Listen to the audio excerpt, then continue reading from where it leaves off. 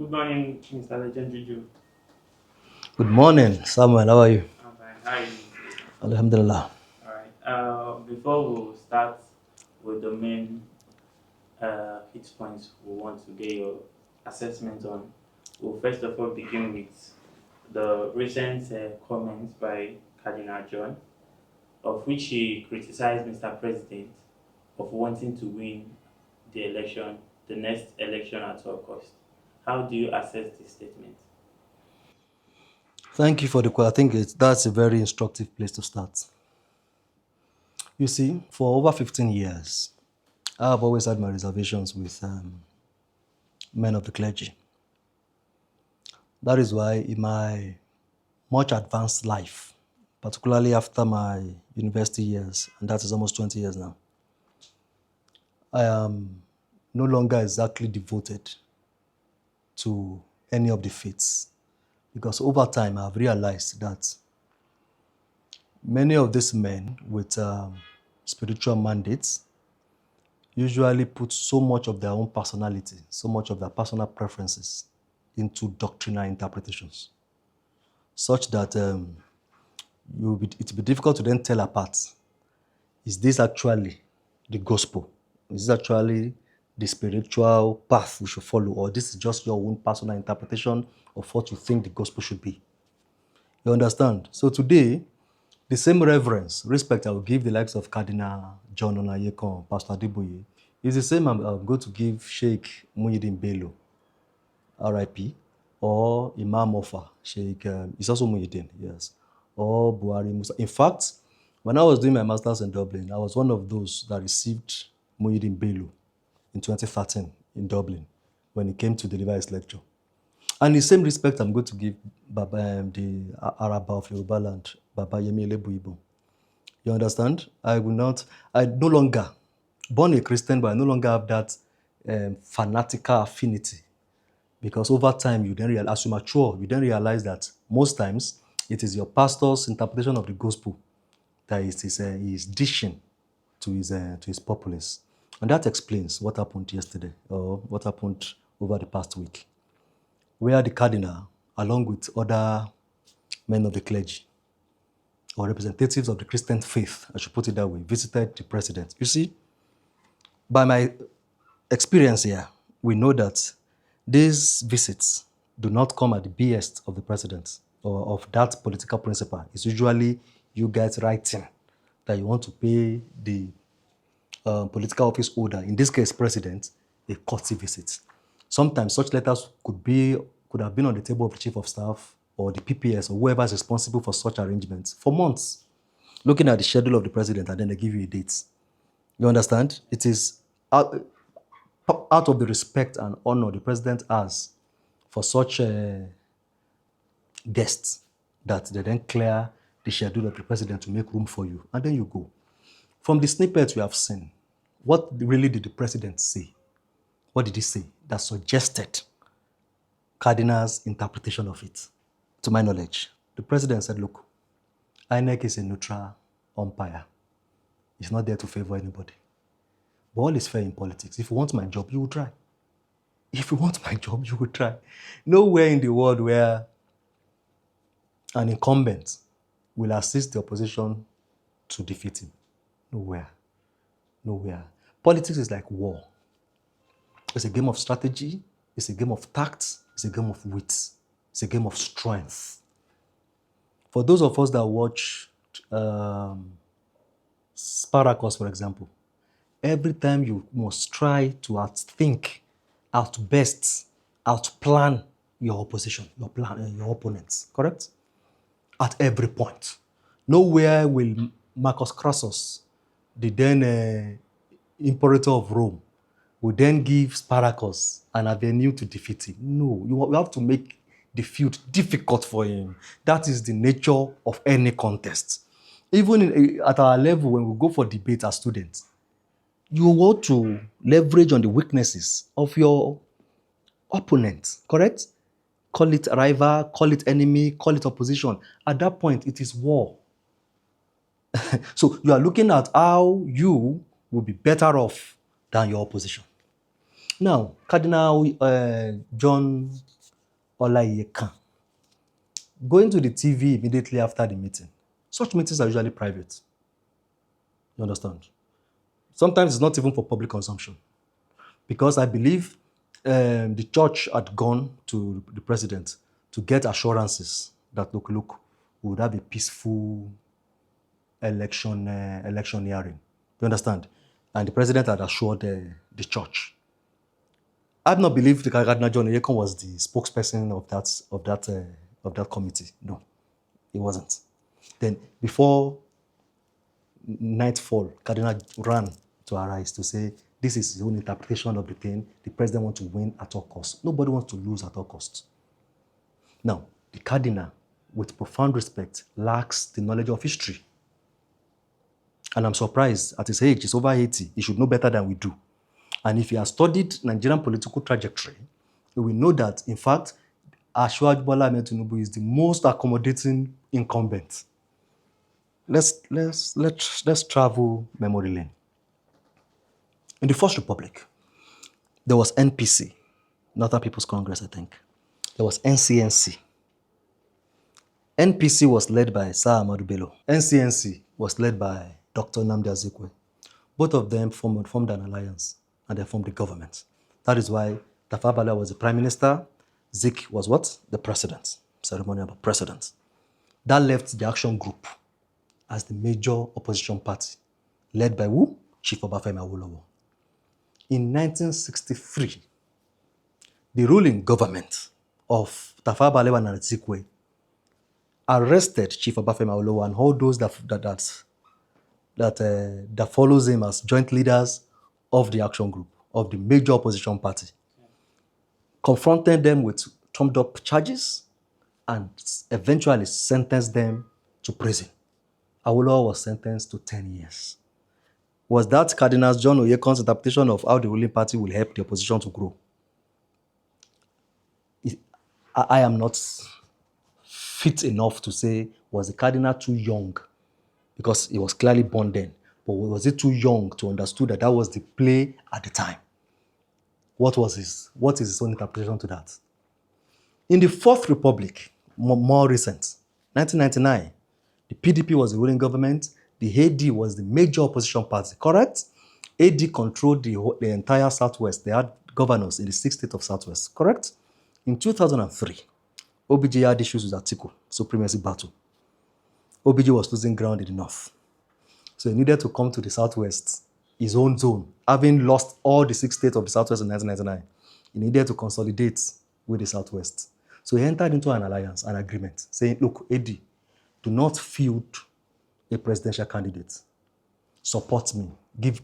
Lend me your maximum support. In return, PDP will not also field gubernatorial candidates in AD-controlled states. Correct? So that way, guarantee me second term, I will also guarantee your governance second term. That way, the opposition can survive, even if they don't have a presidential candidate. All right? But what happened?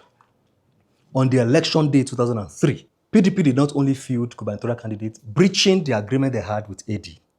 While electorates were still standing in queue, their ballots clutched in hand, waiting for the commencement of the election. Announcement of the results of an election yet to be conducted was already being announced on air. Adefarati lost in Ondo. Lamadeshino lost in Oyo. Adebayo lost in Ekiti. Bisa Konde lost in Osun. Olusegun Oshoba lost in Ogun State. All of them lost their seats save one. Asiwaju Bola Ahmed Tinubu, who had the foresight at the time to know that the AD was being deceived. And in any case, even at that time, Asiwaju had known that power is not served a la carte. The ruling party does not owe the opposition any support. He knew and he didn't follow the agreement. That was how he became the last man standing and still standing. For the benefit of time, I would have explained what happened afterwards, but that will be a conversation for another podcast. So I will ask, is Cardinal Oyekon oblivious of these facts? If he missed the 1963 events, did he also miss the 2003 events? What was his commentary at the time? Pastors and men of clergy should learn should keep to their scriptural and doctrinal calling and leave politics to the men that play them. Otherwise, Cardinal can as well join us in politics. We welcome him. All right. Even with the Cardinals' claim, do you actually think that President Tinubu is actually strong arming the opposition party? That's why I gave you the antecedents. Awolowo was jailed in 1963. AD was deceived in 2003. Ashwaju has not jailed any of the opposition figures. Ashwaju is not entering into any alliance with any of them and then going back to betray gentleman agreements. No. All the opposition parties or governors that have lent their support or endorsement to Ashwaju did it on their own volition, based on the achievements of the man or the administration. You understand? So we had it worse. We had it bad in 1963. We had it worse in 1999, 2003. This is the best time for opposition. That was why I said if I go in 2007, the event of 2007, where all the elections conducted, where the opposition won, the ruling party rigged all the elections at the time. They rigged all. Ashwaju didn't cry that he was being strangulated. Ashwaju did not weep saying the ruling party is not helping or spoon-feeding it. Ashwaju fought his way to reclaim those mandates. That was how the likes of Aregbesola came back to be governor. You get the point? This is the first time where there is a level playing field for the opposition. Unfortunately, we have the opposition in the hand of toddlers, those that have never managed any political structure to maturity. And that will not be the fault of the president. We are not going to help you build your house. If you are not intelligent and mature enough to sustain a formidable building, that will be the fault of the president. Okay, I think this now brings me to the interview Mr. Peter Obi had also with Channel TV with Shehu. So, like you said, you claim that Mr. President is not strong arming the opposition. But Mr. Peter Obi himself is the opposition candidate, presidential candidate coming from NDC. And he claims that majorly why he's been jumping around parties is because the ruling party always finds a way to put fire in all the parties he normally joins. What do you make of this? You know, I was being very modest when I was answering the first question because I was trying not to link the Cardinal's remark to Peter Obi. Otherwise, I would have said Cardinal merely regurgitated Peter Obi's stance. Because it's Peter that has always been lamenting the president should support ruling party. If I'm the president, I will ensure that politicians do not migrate or deflect after winning the tickets of the parties. First of all, when you say politicians shouldn't deflect, you are violating the constitution that allows a freedom of movement. In any case, that principle should start with himself because he's the greatest defector. Peter Obi, to the best of my knowledge, is the greatest defector. So his principle should start with him. Now, was Ashwaju the president when Peter Obi left Abuja? After promising Odimege Ojukwu on his sickbed that I will never ever defect. In fact, we saw the video. Though he was speaking in Igbo, but my Igbo friends have since translated it. When he stood on the podium to say, my wife and family, I will never leave. If I leave, let me die. Ashwaju was not president. He left Abuja. You know why? Because he wanted an appointment with the Jonathan government, which he got. That was why he left Abuja to PDP. And he retained the appointment until Buhari relieved him of it. He didn't, after Buhari had won in 2015, the ideal thing, morally speaking, the principal thing for you to do is resign because you were appointed by a PDP government. You supported a PDP government. Now a new party had won. You should resign. The man stayed until Buhari said, no, I need my people there. I don't trust you. You're not even intelligent anyway, so I'm not adding any value. Was Ashwaju the president when he left PDP for the Labour Party? Who was putting fire in those parties then? He left PDP. You know why? Because he couldn't stand to compete with men. Atiku was there. Wike was there. Tambuwa was going to contest. Saraki was contesting. Even Dele Momodu that got 0 votes didn't leave. He stayed as a man, competed. You know, if you are going to fall like a man. So he left knowing, come on, he was going to suffer an embarrassing defeat at the primaries. So he left to Labour Party, where the likes of Pat Utomi had prepared a no-show, unopposed primary run. That was why he left. Was Ashwaju the president then? That was 2022. When he left Labour Party, now we have seen the testimony of the likes of Kenneth Okonkwo and others that were in Labour Party with him at the time. None of them was linking that to Baba Ahmed. Thank you. None of them is linking it to Ashwaju. They said no. He is poor in conflict resolution. Wherever there's conflict, you cannot trust Peter to resolve it. No. In fact, the musician, the twins, P Square, their conflict became worse when Peter intervened. Initially, there was no court issues in their disagreement until Peter intervened. Now, those ones are at each other's necks now after Peter's intervention. Within his family, you saw the videos currently making the rounds. We are not sure he's in good relationship with his wife. Otherwise, both of you won't leave home at the same time, get to a party, and then you're hugging yourselves. Who does that? They're seeing themselves at that party for the first time in weeks. That is why none of his children. You know what Pastor Bakari said when he protested in 2012, Occupy Nigeria? He forced out to call his children from wherever they were across the world to join him in the protest because it's not fair. It's not fair. You cannot get people's children, people's families, people's loved ones to do your job for you when you are shielding your own children. So the ideal thing, that is why whatever Sheyi Tinubu is doing today should be acknowledged and applauded. Sheyi Tinubu, to the little I know, does not need to be involved in all these political affairs. The man is rather comfortable way before his father became president. He can stay off it and be calling the shots from the background. You can do that. You don't have to be seen to call the shots. In Buhari's government, for example, the greatest people that called the highest shots in that government were not seen. You get it? But Sheyi is there on the field so that you will know that whatever Tinubu wants from you as a supporter, he's also demanding same from his own children. None of Peter Obi's children, either the girl or the girl, none of them are publicly supporting him today. Why? Because he does not have any control over them. The children does not believe him. The children, to the best I know, may not even be agreeing with him. So none of them is so it is not Tinubu. You see, they say the lazy worker blames his tools. Focus on your own feelings as a leader. Why is it that none of your commissioners, those that worked with you for 8 years, not even the madman that advised you on security, is following you today? Did Tinubu stop them from following you? You understand?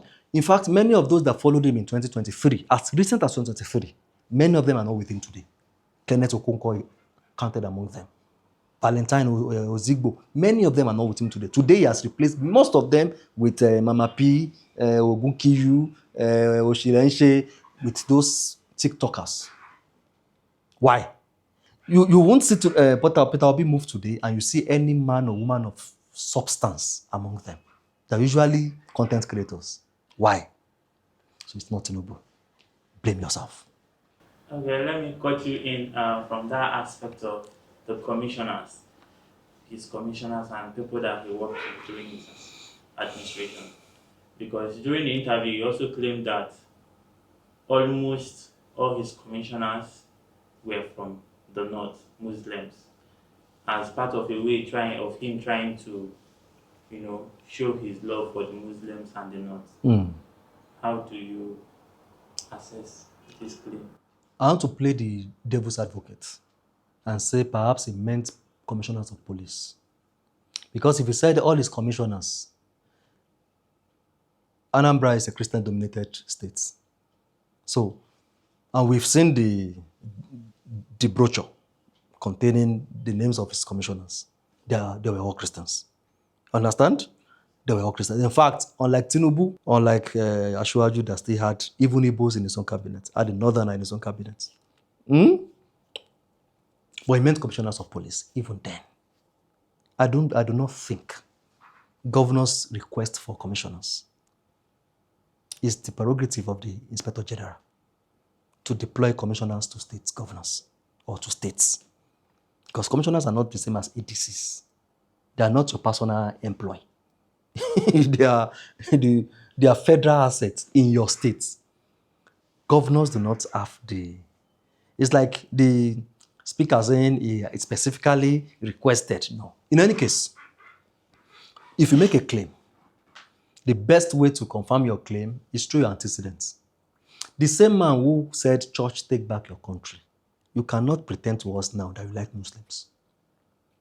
It's in pure contradiction of whom you have presented yourself to be. But he said he paid for Hajj, for people to travel and go for Hajj and the rest of it. That was an afterthought, because those that lived in the space at the time even reported to the fact that Muslims were chased out of Anambra State. These are testimonies. Alimodu Sheriff recently attested to that.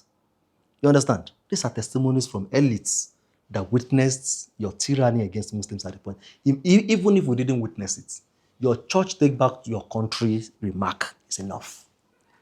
Your call with the bishop, and he has since not denied it. He threatened to sue People's Gazette. It's been 2 years. Your call with the bishop declaring an ordinary election. In saner climes, elections are festival of choices. It's usually very ordinary. You declared an ordinary election as a religious war. Bishop, help me talk to your people in Kwara. It's a religious war. Religious war against who? Against Muslims. Because this country is very unique, evenly divided across religious lines. Almost 50% Christians, almost 50% Muslims. So if you had said, church, take back your country, the war could only have been against Muslims. Why? Because Ashwaju, flew a Muslim ticket. And I've since established that that's not the first time we are seeing it, same religious ticket in this country. MKO ran on a Muslim ticket. He won. Awolowo ran on a Christian ticket. Azikwe, his own mentor, ran on a Christian ticket in 1979. Correct? If those ones didn't declare religious, if the Muslims at that time didn't declare religious war, and the Christians in 1993 did not declare religious war, why are you declaring religious wars now? Because you're a bigot. And it is when you do not have enough substance to advertise, that is when you have to rely on this kind of antics, tricks, and mischiefs. So, having commissioners as Muslims is either coincidental or accidental. It wasn't his making, even if that were true, because it can as well be lies. Okay, let's jump on his claim on insecurity, because he made a claim that the insecurity is currently not handled properly by Mr. President. He claimed that if he becomes president, he's going to be a handsome president. He'll be traveling around the streets, going to the villages to make sure that the security of their lives is well intact. Do you think at this stage that's what Nigeria needs? Anyway, leaders of more developed and more security-equipped nations disagree with him. Judging from the letter from the White House by Donald Trump, the president of the USA, saying, look, the decisive approach of the president is working. And he hopes for further collaboration as far as insecurity is concerned. In the interview, he actually commended Tinubu and Trump. He went on to say that the country needs more. I was going there saying, in fact, he himself admitted, saying, look, he thanked President Trump for his collaboration, and he thanked President Tinubu for the efforts.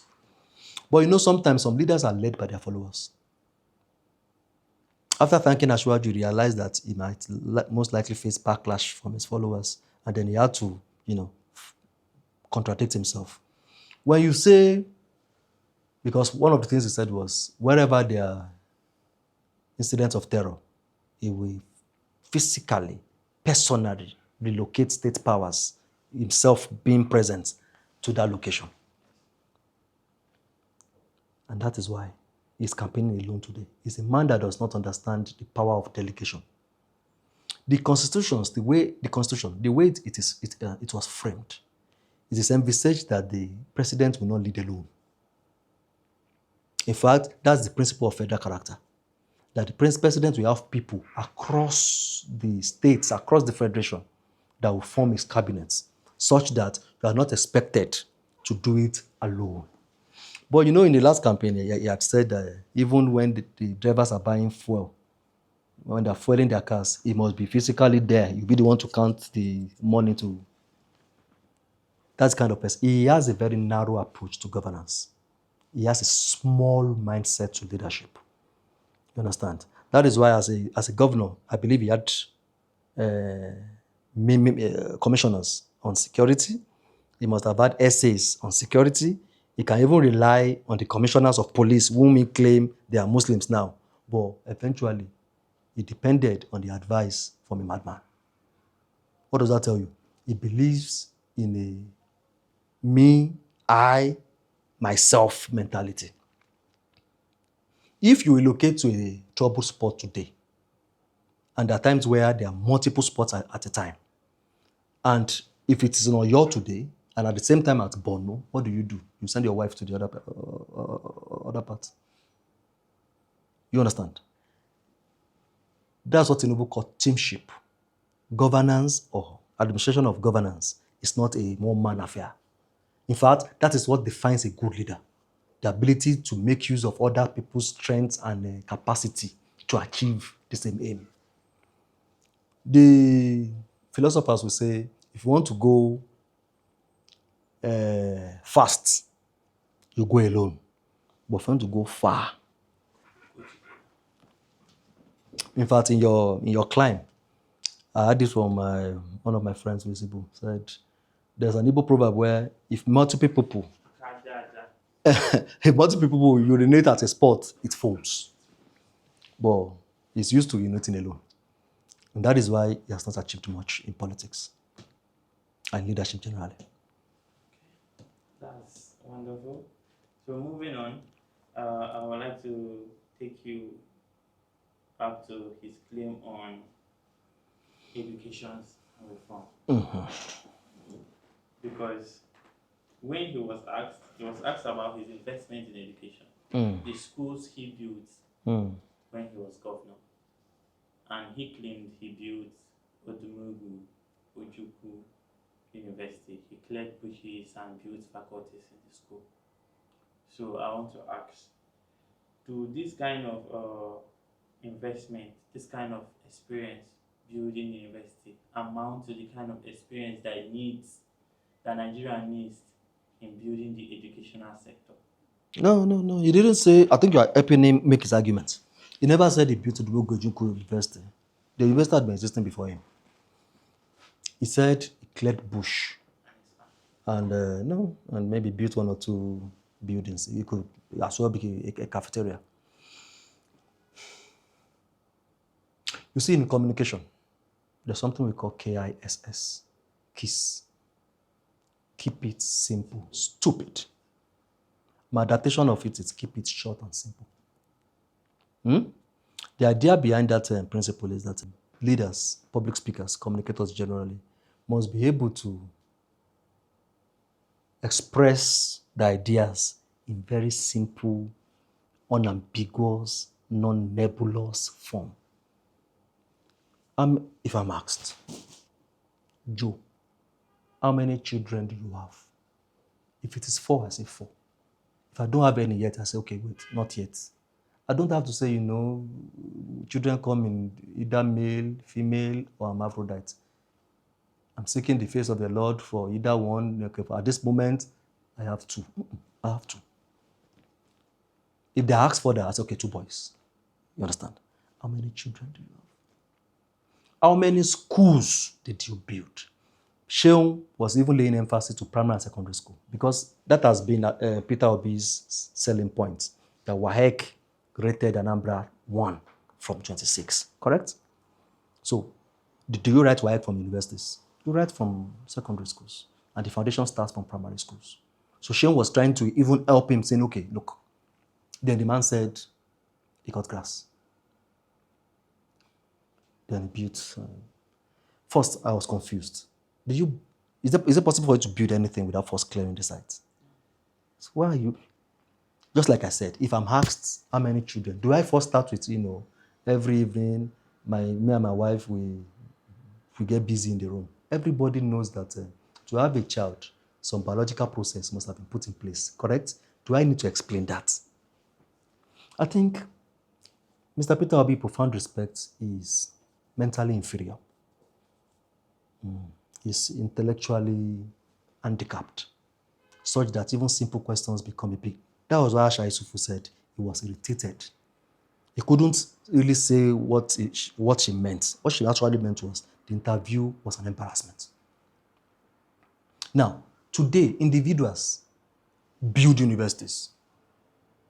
Davido's father, Deji, is a major investor in Babcock University, an individual. He has his own university even. Afe Babalola has one of the best private universities around. Bishop Oyedepo Covenant University and one of Land Bank University and many other institutions as an individual.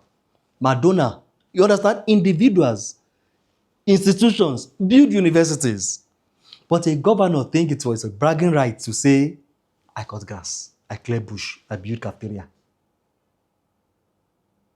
Bear in mind, that interview was pre-recorded, meaning that a lot of damage control had been done to make it appear suitable, yet this was what they arrived at. After a lot of prepare, a lot of packaging, they couldn't package it further. Whatever you saw in that 2 hours was the best of Peter Obi. But it wasn't live. He cut grass. State universities today in Lagos, or state higher institutions, be it polytechnics, college of education, they're like 10. Or your Osun Ekiti have like 8 each. Correct? Anambra is not in the top 10 in terms of numbers of higher institutions. But a man who presided over that state for 8 years, who has always advertised saying education is one of his major achievements, says he cut grass. Bear in mind, he has responded to this question before, where he admitted that, look, I didn't build any university, any school at all. Any school, be it primary, be it secondary, be it crèche. I didn't build any school at all. He said he preferred at the time to invest in upgrading, maintaining the existing ones. And that is fine. Every government will come with its own approach to governance. A government may come today and say, okay, road, finance, healthcare is his own priorities. And then he surfaces them. Then the other areas of governance he maintains. You understand? But he invests heavily in the areas he defines as priority. It wouldn't have been a big deal. But because Peter Obi is never consistent. In any case, education, at that time he was governor, teachers went on strike for over 1 year. At that time.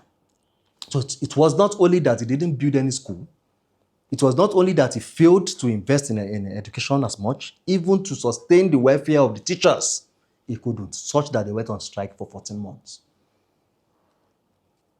That is why he couldn't keep a consistent template in his response to how many schools did you build. So for me, he did himself a disservice with the way and manner he answered your question. So it's not the kind of person you want to entrust, because Anambra is small. Anambra is small. So if you fail, even as small as Anambra is, how do you handle Nigeria? But today, what are we experiencing today with Asiwaju's approach to education? Have you seen it? And I've explained previously that before Obasanjo, before Asiwaju Bola Ahmed Tinubu, strikes, university strikes particularly, was a recurrent, consistent feature in our academic system. Our university calendar was never consistent, was never structured, was never maintained. Between 1999 to 2023, there was a cumulative 5-year strike within that period. Now, Ashaju today has ensured that not even a day, as much as a day of strike to our universities. We don't know what that means. It means even parents can plan. That is aside the fact that with NEL fund, no student has an excuse to drop out today.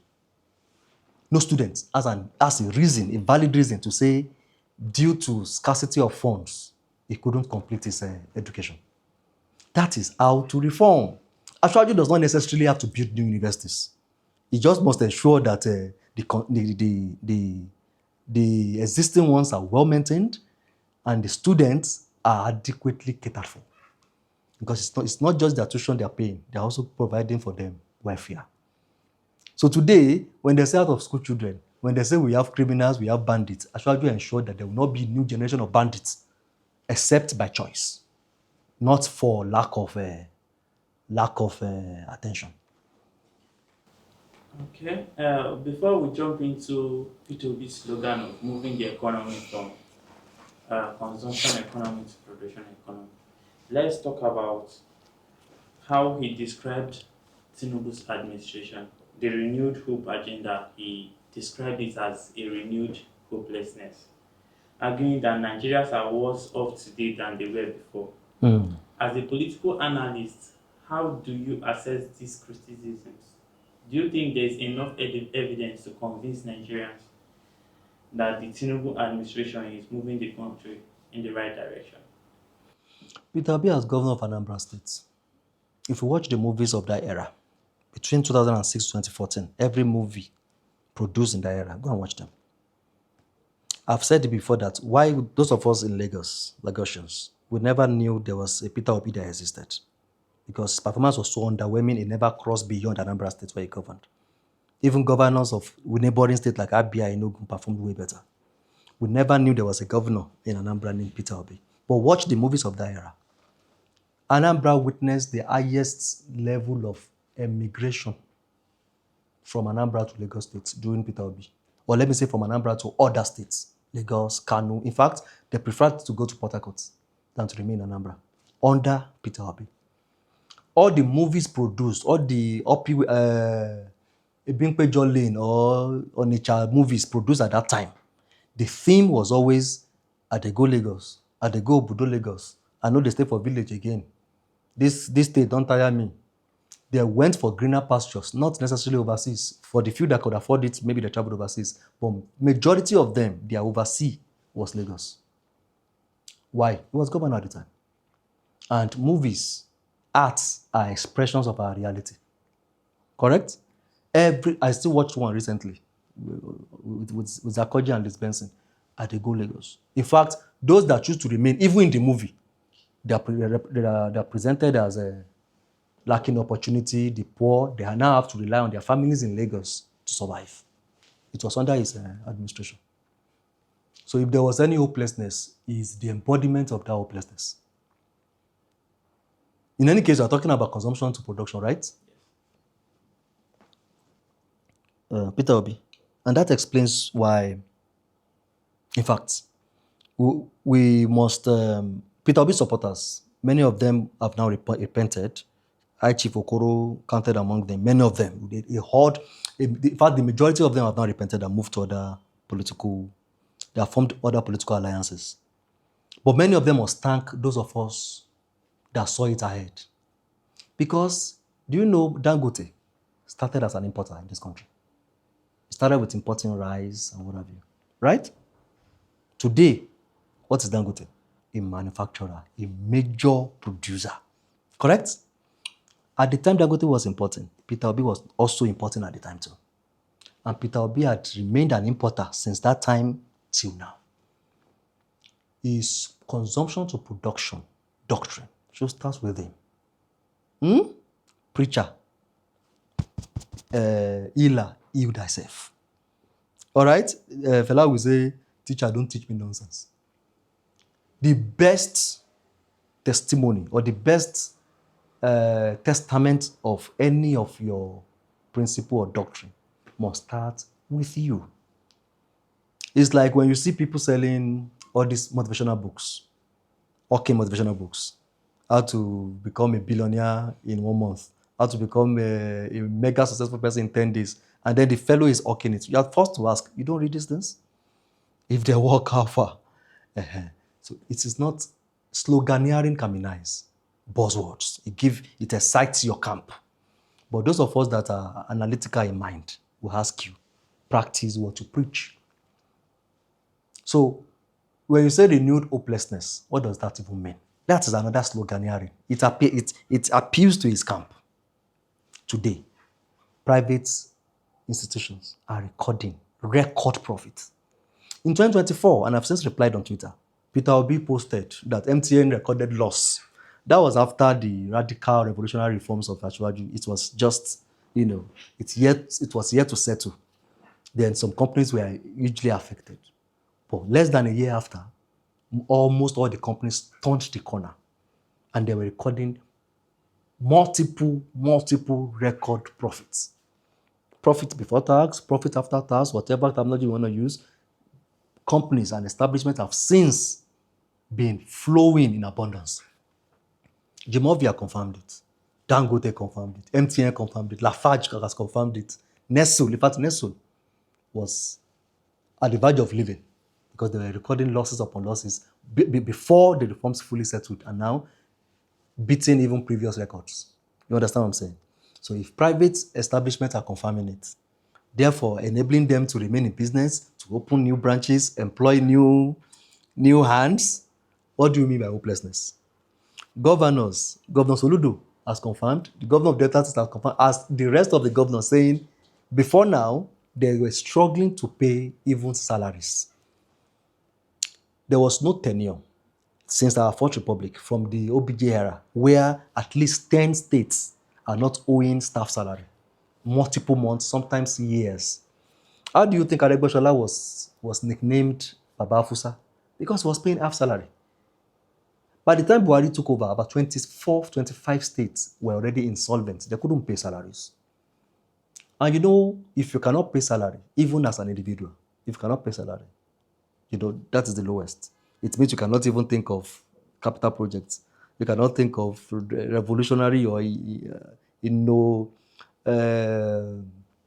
creative policies that will birth new developments if you cannot pay salaries. Now, if you can't pay salaries, what is the multiplier effect? It means those staff can also not pay school fees, can also not attend to their health, can also not even start petty subsistence businesses. Correct? It has multiplier effect down the ladder. Because for every average civil servant, they are dependents. He has brothers, he has cousins, he has sisters, he has children, he has in-laws that depends on him for their own sustenance. States couldn't pay salaries, as many as 24, 25 states. Today, not one state is owing salaries. In fact, some states are increasing, paying wages above the national wage. Am I correct? So what is hopelessness? Governors say they have so much now, they don't know which of the projects to prosecute. Many governors say in the last 3 years, they haven't borrowed a dime. Why? Because there is abundance, there is enough to not just pay salaries, but also to prosecute projects. What does that mean? So when you say hopelessness, define it. So again, it's not enough to sloganize and throw slogans about. Can you defend it?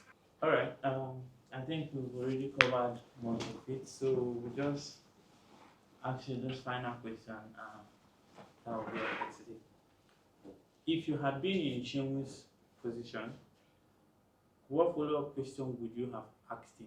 Because a lot of Nigerians claim that he barely asked relevant questions, that he more or less was asking questions that just on the surface. Okay. So if you were on his seat, what follow-up question would you have asked him that you believe Nigerians were craving answers for? I think Shane was also a victim in that interview. When you sit speaking to an underwhelming, boring, uninspiring individual, it affects even your professionalism. I've seen better outings. I've seen better hosting by Sean. But you cannot have Peter as your guest and then be at your best, honestly. With profound respect to His Excellency Peter Obi. But I acknowledge, because we also are in the communication space, so I acknowledge Mr. Seun Okinbaloye's struggle in that interview.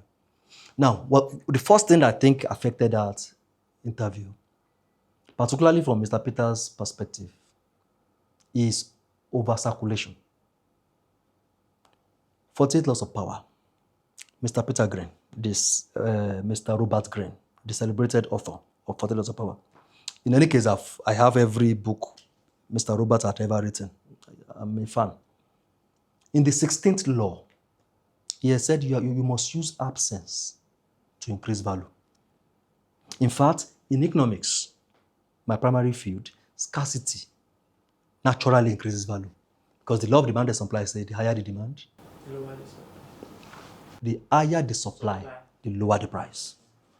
You get the point?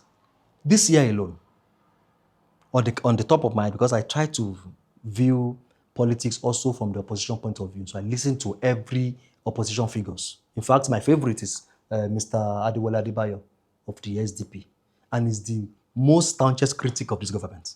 So we are not tone deaf. We are not in an echo chamber. We also view polity from the opposition's point of view. So I've also followed Peter Obi's interviews because I have to. That gives me an assessment to how he thinks. He has appeared in at least 10 interviews this year alone. From News Central to Arise Prime Time to Nedu Podcast to Rufai's Podcast to Mike on Podcast to Politics Today to True Day. 10 interviews this year alone. Not even Trump, that likes to speak, has appeared in more than 1 or 2 proper interviews this year. Obama, who was a orator, does not appear in 10 interviews. We are just in August. You get the point? So the man has lost steam. Because first of all, he's not the best of speakers. So he is operating in a terrain he's not very comfortable with. And he has done it too repeatedly. So Sheon Okebaloye himself is a victim because he was speaking to a man totally exhausted in his depth. That is if he has any. But if I was Sheon Okebaloye, some of the questions needed a follow-up. For example, the education, you could have retraced Peter back to the conversation saying, I was asking of schools, not cafeteria, not to cut grass. How many schools in specific terms did you build? But he left it flying. The question on insecurity, for example, Peter could have queried him on this government, Sheon could have queried Peter on this government's landmark achievement on state policing. What will Peter do differently? That is the conversation I was expecting. Beyond you want to be at every location at every time. All right, we accept it. It's your view. But okay, this government has done something specific. In fact, a demand that has been there for over 40 years. What will you do differently? Are you going to cancel state policing? Are you going to reverse that law? Should it become law before the next election? That we have to inquire and interrogate his mindset. But Sheon didn't go further. You understand? What else? The question on jumping from one party to the other, for example. I think Sheon tried to explain to him that Ashwaju moving from AD to AC to ACN, it's not, it was morphing. It was party evolving. But Peter tried to insist that it's something. It doesn't matter the word you use. Sheon should have insisted, let's be serious, sir. If I move from, if an institution move from limited to PLC, are you going to say the chairman of that institution change companies? No, that's growth. That is development. That is evolution. But Sheon did not insist. Sheon allowed him to go with that misinformation. It's the same thing. When you leave PDP to Labour, those are different political structures. Total different ideologies. He insisted there's no ideology. There are ideologies. If you do not have, you don't have. But AC to ACN, AC was a one-state party. At some point, we became a one-zone party. At one point, it crossed from one zone. It had Edo State. At that point, you cannot leave it at AC because now it's having a national approach. So you have to include Nigeria. In 2014, that measure with CPC, ANPP, insisted that AC alone cannot lay claim to that party. You've brought different personalities and ideologies into it. You must merge and infuse that ideology to become one singular. You understand? But you will notice the regular feature. The logo remained the same. It was broom off, indicating that it's still the same party. Even though that party has refused to be stagnant, it has been evolving all through and through. So Sheung could have lectured Peter more firmly that, look, no, you are here not just to speak, you are also here to learn. If you lack the basic knowledge of politics, I can also teach you. There's a difference between deflecting, jumping from one party to the other, and a evolution of parties. It's like when a man has one wife. If he marries if he's a polygamist and he marries another, you cannot say he has divorced. You cannot say he left his marriage. He's expanding his marriage. It's the same family. You get the point? So there are lots, but to our interview, I do not blame Shim really. I understand the difficult situation it was. It was before a very uninspiring, very unintelligent guest, and he had to become what you associate with. Thank you.